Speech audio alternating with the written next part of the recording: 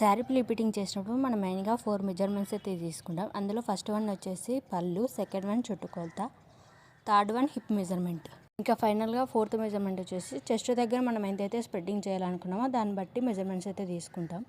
4 measurement కరెక్ట్గా తీసుకుంటేనే శారీ ప్లీపిటింగ్ పర్ఫెక్ట్గా వస్తుంది. అండ్ మెజర్మెంట్స్లో కొంచెం డిఫరెన్స్ ఉన్న శారీ అయితే పర్ఫెక్ట్గా కూర్చోదు కట్టుకున్నప్పుడు.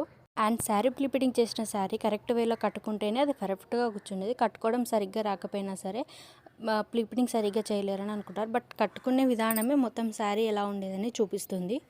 నా క్యాలిక్యులేషన్ ప్రకారం అయితే 75% శారీ ప్లీపిటింగ్ చేసే విధానంలో ఉంటే 25% క్లయింట్ కట్టుకునే విధానంలో ఉంటుందని చెప్పి నేను అనుకుంటాను.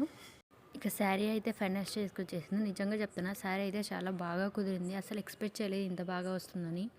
నాకైతే నేను చేస్తున్న వర్క్లో ఇంప్రూవ్మెంట్ అయితే కనిపిస్తుంది. సో మీకు ఎలా అనిపించిందో కామెంట్ చేయండి. అండ్ మరిన్ని వీడియోస్ కోసం మన పేజ్ ఫాలో అవ్వండి.